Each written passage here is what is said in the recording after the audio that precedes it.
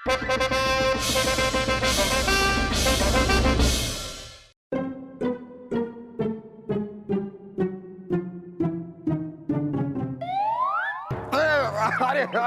ओह बीरबल आप हैं।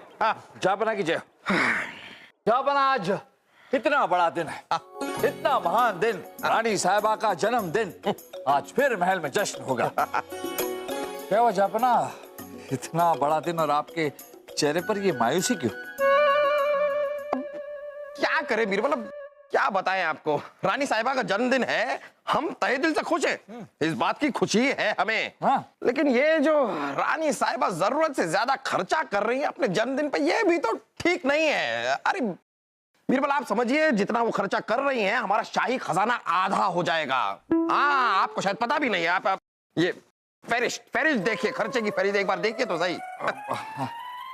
सजावट का सामान 5 लाख स्वर्ण मुद्राएं, रंग रोगान 10 लाख स्वर्ण मुद्राएं, शाही दरीचे 5 लाख, रंगीन फव्वारे 7 लाख। अरे रहने दीजिए, कायनात खत्म हो जाएगी लेकिन ये फहरिस्त खत्म नहीं होगी। अब बीरबल आप भी क्या कर रहे हैं, जरा समझाइए ना रानी साहिबा को, उनसे एक बार कहिए तो सही, ये गलत है। जापना हम समझाएंगे, रानी साहिबा समझ जाएंगी। ये बात भी सही है, ठीक है कोई बात नहीं, हम खुद बात करेंगे रानी साहिबा से। बहुत हो गया, ये तरीका ठीक नहीं है। हम खुद जाकर उनसे कहेंगे और वो हमारी बात मानेंगी। हम बोलेंगे रानी साहिबा से।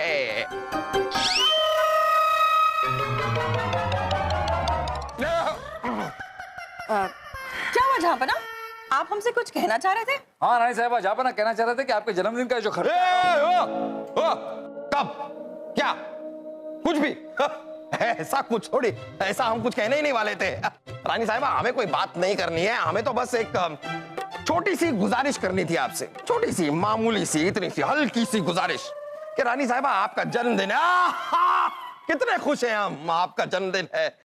लेकिन रानी साहिबा ये जो खर्चा हो रहा है आपके जन्मदिन पर, आपको नहीं लगता कुछ ज्यादा है?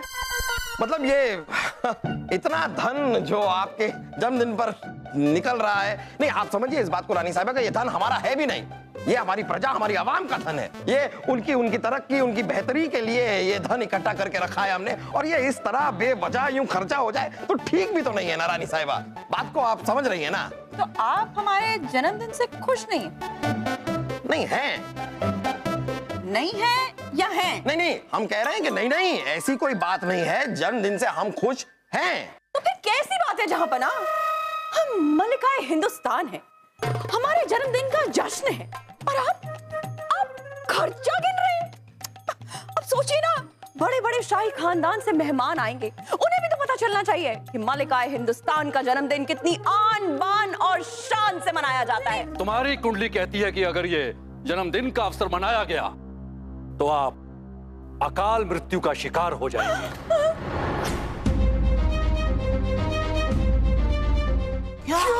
यदि यह जन्मदिन मनाया गया तो काल का यह चक्र तुम्हारे ऊपर मंडराता रहेगा और तुम किसी ना किसी दुर्घटना का शिकार होकर अपने प्राणों से हाथ धो बैठोगी।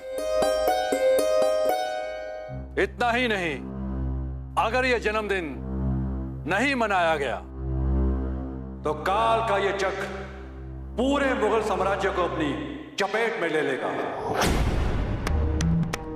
और मुगल साम्राज्य का सर्वनाश हो जाएगा। सर्वनाश!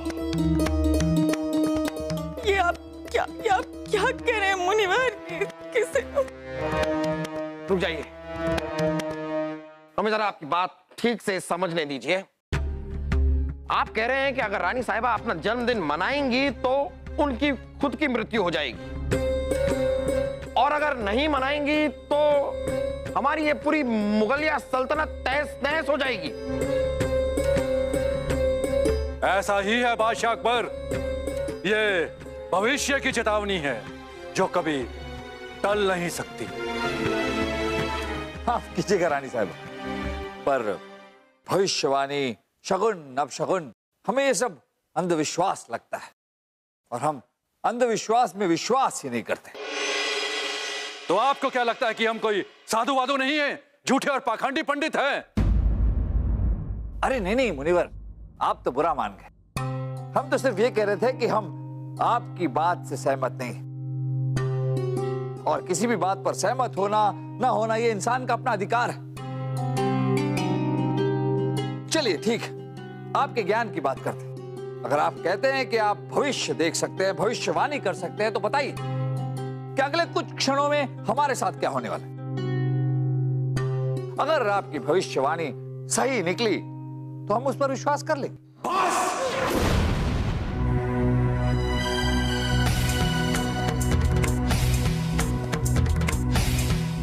तो तुम हमारी परीक्षा लेना चाहते हो बीरबल? तो फिर सुनो, आने वाले कुछ ही पलों में तुम्हें 3 बार खांसी होगी, तुम्हारा सर चकराएगा, तुम्हारे सर में तेज दर्द उठेगा और तुम बादशाह अकबर के ऊपर गिर पड़ोगे।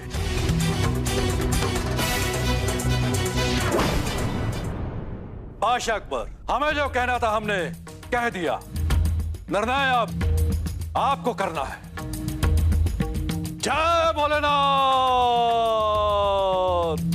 जय भोलेनाथ। रुकिए मुनिवर, रानी साहिबा रहने दीजिए।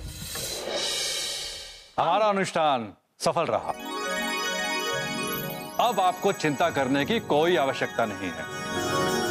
आपके उग्र ग्रह शांत हो चुके हैं, अब आपको किसी से कोई खतरा नहीं है। अब आप जैसे चाहें अपना जन्मदिन मना सकती हैं। मतलब अब हम मरेंगे नहीं? जी नहीं। खुदा का लाख लाख शुक्र है कि इतनी बड़ी मुसीबत आज हमारे सर से टल गई। अब आप ये तिजोरी की चाबी लीजिए रानी साहिबा, और जितना धन खर्चा करना है कीजिए, कोई रोक टोक नहीं होगी। पूरी धूमधाम के साथ अपना ये जन्मदिन मनाइए। नहीं जहांपना, अब इसकी कोई जरूरत नहीं। हमने देखा हमारी रियासत में लोगों के पास पीने के लिए साफ पानी नहीं है, और हम शरबत की नदियां बहा रहे हैं। लोगों के पास एक वक्त की रोटी नहीं है और हमें पूरे 56 भोग परोसे जाते हैं। लोगों के सर पे छत नहीं है, हम यहाँ महल की दीवारों पे नक्काशी करवा रहे हैं। नहीं जहांपना, जब हमारी रियासत में लोग इतने परेशान हैं, तो हम बेवजह इतना धन ऐसे ही नहीं बहा सकते। आज के बाद महल के किसी भी शाही जश्न में फिजूल खर्ची नहीं की जाएगी, कम से कम तब तक तो नहीं जब तक कि इस रियासत का हर गांव, हर कस्बा खुशहाल ना हो जाए। वाह रानी साहिबा वाह, फक्र है हमें आप पर, नाज है हमें अपनी शरीके हयात पर, और शुक्रगुजार हैं हम बीरबल के। जी हाँ रानी साहिबा, जो एक छोटी सी बात हम आपको समझा नहीं पाए, वो बीरबल ने कितने प्यार से, कितनी आसानी से, कितनी खूबसूरती से आपको समझा दी। जी हाँ रानी साहिबा, आप सही समझ रही हैं, ये सब एक नाटक था, ये कोई साधु वाधु नहीं है, ये तो महज एक कलाकार है।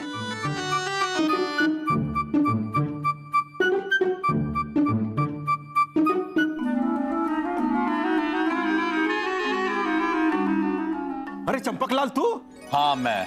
बहुत अच्छे बहुत अच्छे। खैर चंपकलाल जी, हम तो आपको नहीं जानते, लेकिन आपकी कलाकारी काफी उम्दा थी, इसलिए हम चाहेंगे कि आप जाइए और कला के क्षेत्र में यश राज हासिल कीजिए और धूम मचाइए। जाइए।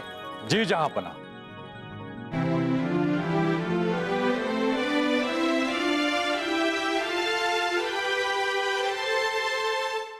जहांपना, हम अभी भी कुछ ठीक से समझे नहीं। रानी साहब, आप समझने के लिए क्या रह गया है? हमने आपसे कहा था रानी साहबा, ये जो धन है ये हमारा है ही, ये हमारी प्रजा, हमारी आवाम का है, उनकी तरक्की के लिए। हम बस चाहते थे कि ये धन गरीबों और पिछड़ों की बेहतरी के लिए खर्चा हो। ये बात हम आपको समझा नहीं पा रहे थे रानी साहिबा, तो हमने बीरबल की मदद मांगी, और उसके बाद जो कुछ हुआ वो तो आपकी आंखों के सामने है।